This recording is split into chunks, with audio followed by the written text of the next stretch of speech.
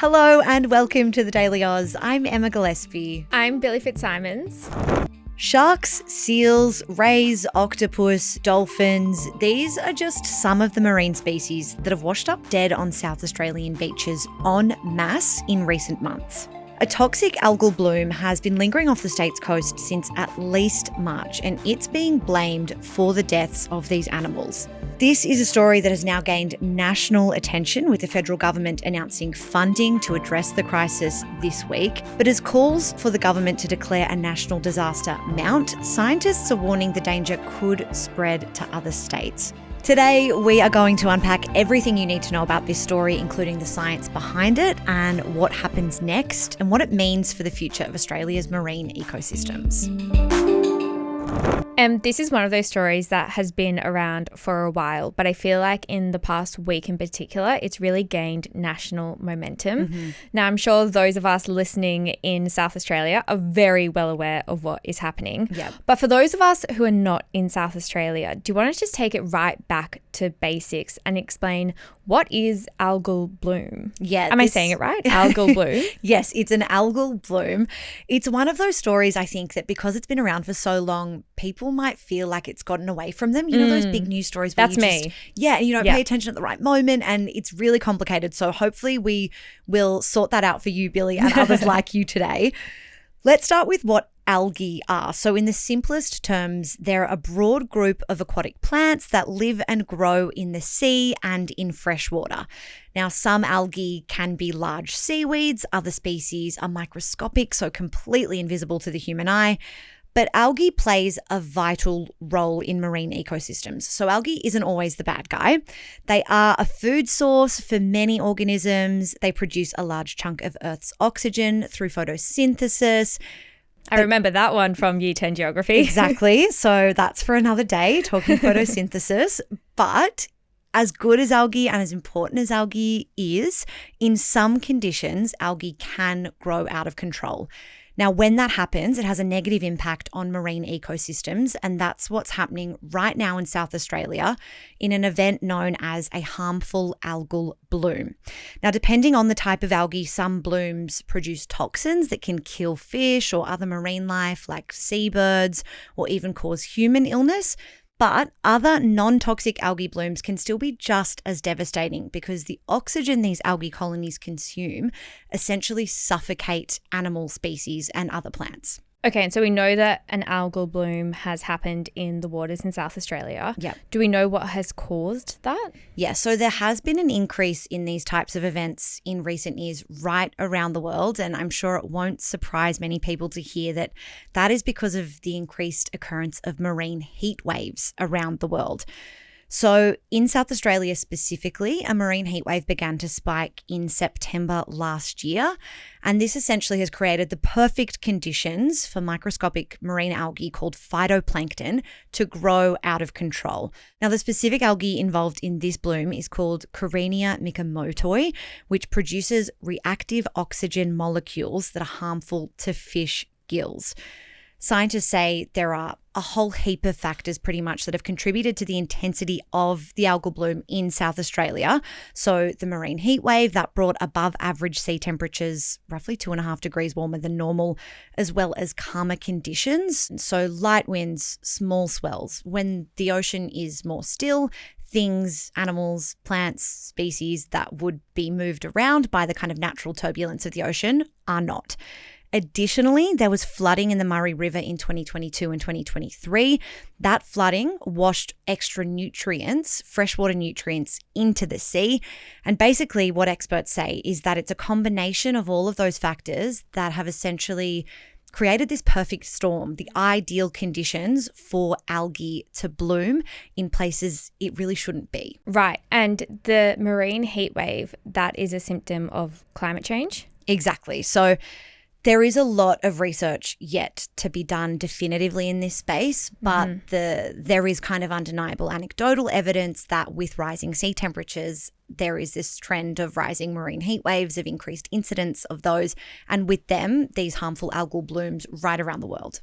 Got it. And what do we know about the scale and the impact of this algal bloom in South Australia? Yeah, so it was first detected around SA's Fleurus Peninsula, the York Peninsula and Kangaroo Island, but it's now expanded to Adelaide's metropolitan beaches, further north and to the west, beyond.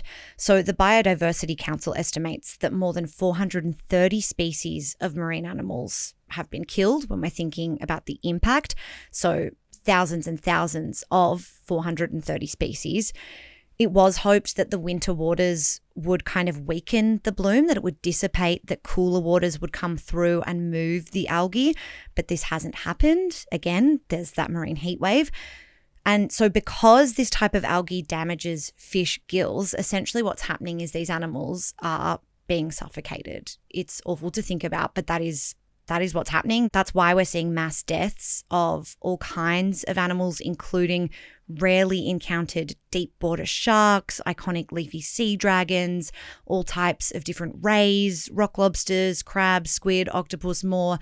If you want to look at this, and I don't blame you if you want to avoid it, but there are just hundreds of really macabre images of the coastline, of beaches across South Australia that are just littered with these corpses of these animals. Yeah, I've also seen images of seals and dolphins washing up on beaches in South Australia too. Is that also linked? Hi, I'm Zara. I'm the co-founder of the Daily Aus, and we started this company because we think news can be done differently. If you agree, you can hit subscribe. It's the best way to help us grow. Now, back to the video. Well, the images that we're seeing of dolphins and seals, this has sparked a bit of a different conversation or debate. So those animals are mammals. The other animals, like the invertebrates, fish, sharks are a type of fish, gilled animals basically. We understand why they are washing up and why they are dying from the bloom. Officials have confirmed that the bloom has been detected in the Port River, which is home to the Adelaide Dolphin Sanctuary. But the South Australian government's advice is that the specific algae in this bloom isn't toxic to mammals. It instead has explained mammal deaths on wild weather rather than the bloom. So in winter, there is an increase in storms. Storm swells in the ocean can sometimes lead to an increase in mammals washing up. But experts say the number of mammals that we're seeing dying, it doesn't really add up with that theory of storms. So some scientists suggest that a neurotoxin called brevetoxin could be a factor. So I mentioned that some algal blooms are non-toxic algae, some are toxic algae, and the South Australian government has since confirmed that toxic poisons have been detected around the Eyre Peninsula, with authorities enacting temporary beach closures on July 9, where brevetoxins were found. That's a really, really small amount of toxins. It's not entirely clear how linked the presence of those toxins are to the rest of the algal bloom, but it is certainly cause for concern, and it would explain the mammals that are also washing up. Okay, so to be clear, we do know that this algal bloom has caused the death of several hundreds or thousands of 430 species, which includes things like fish. Yeah. But when it comes to mammals like the dolphins and the seals, we aren't 100% sure that there is a link there, but there are suspicions that it could be. Yeah, well, marine ecologists are pretty much saying that there is a relationship and we can't hide from that. But there's also this kind of pressure on testing, and with the bloom being so widespread, it's been hard for government resources to kind of keep up with the demand of the locations and the testing required and the amount of time it takes to kind of get those water samples, take them to the lab, recover the corpses of the animals, conduct necropsies, like an autopsy on an animal after their death to determine the cause of death of those animals. I suppose it's the scale of the situation is just so enormous that authorities are struggling to kind of keep up and deliver answers at the pace of the questions that are coming up. With this happening in waters and at beaches in South Australia, I know it's winter, so maybe not many people are going for a swim, but for those who maybe are, is there any risk to people? So this is where understanding the type of algae in the harmful bloom becomes really important. So current SA health advice is that the algae, quote, does not produce a toxin that is harmful to humans, but exposure can cause skin irritation, eye irritation, and respiratory symptoms. However, because traces of brevetoxins, that neurotoxin I mentioned, have been detected, and marine ecologists have pointed out that additional harmful species are likely present in the bloom mix, there are some concerns about dangers to human health. So if brevetoxins become more prevalent, what happens in serious cases is they can lead to nerve damage, spasms, paralysis, respiratory distress, headaches, nausea, a whole suite of more serious symptoms. And this week, the federal government announced funding to address the crisis. What's happening there? Yeah, so we saw the Federal Environment Minister, Murray Watt, visit South Australia this week, where he announced $14 million in federal funding for research to help affected businesses like fishers, tourism operators, community support, and funding for the cleaning up of all the dead marine life. The Premier of South Australia, Peter Malinauskas, he has been calling for a formal natural disaster declaration. Basically, that is a formality that would unlock extra funds. So it would compel the government to distribute more funding and more support for the efforts as we kind of learn more about this bloom. But Murray Watt said the bloom hasn't met the strict definition for a natural disaster, but he hasn't ruled out tweaking the criteria or having more conversations about that in the future. And what are experts saying about the broader implications of this? Yeah, so we've heard from the University of Melbourne's Associate Professor John Morangello, who said the bloom has, quote, wreaked havoc with the region's marine ecosystem, devastating fisheries and aquaculture industries. Now, quickly touching on the kind of concerns for commercial fisheries, this is multi-layered, but basically so many fish are dying that fisheries are saying there's nothing left to catch. There's also a concern that the fish they are catching are unwell. And then you've got to think about the kind of longer term implications on consumer attitudes. So if we're all hearing about this algal bloom, does that change the way we think about South Australian seafood products? Does that mean we're not going to want to buy them? Green spokesperson Sarah Hanson-Young has called for a rescue package comparable to the government's COVID response. The Greens have been really vocal in this space from the early days of the bloom. They want a natural disaster declaration.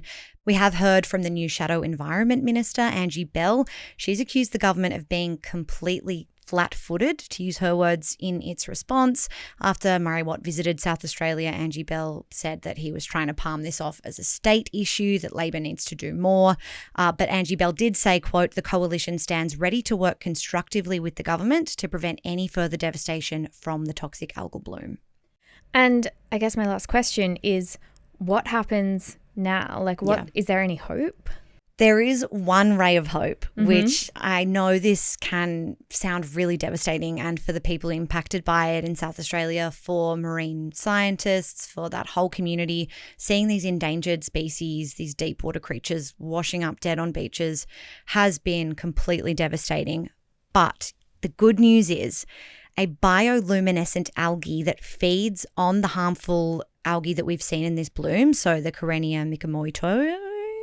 Wow, you've done really well with the science jargon today. I got that wrong. It's the harmful Karenia mikamoitoi.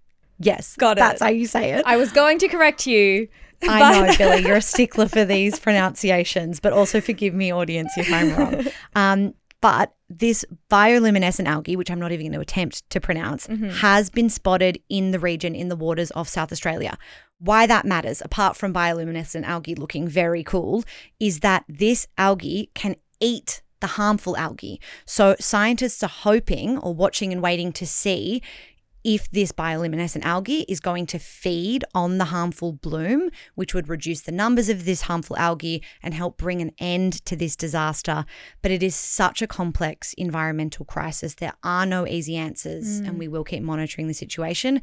I do also just want to reiterate, there's so much we don't know yet. So while there are these concerns about the brevetoxins, the harmful algae, what we know about that is that it's been discovered in small amounts in some areas. It's not, so far as we know, widespread. So I don't want people to be unnecessarily concerned or alarmed. I think it's good for people to be wary. This is a really concerning situation, but it's not, panic stations in terms of what we're buying at the supermarkets just yet. Yeah. Well, we will keep a very close eye on it. You are our amazing science correspondent. You're specifically extremely good at all things marine, sea life. Thank you so much. My high school teachers would probably have a heart attack to hear me talking about this these days, considering I was really bad at it at school. No, you have explained that so well. Thank you so much for taking us through that today. Thanks for having me. And thank you so much for listening to this episode of The Daily Aus. We'll be back this afternoon with your evening headlines, but until then, have a great day.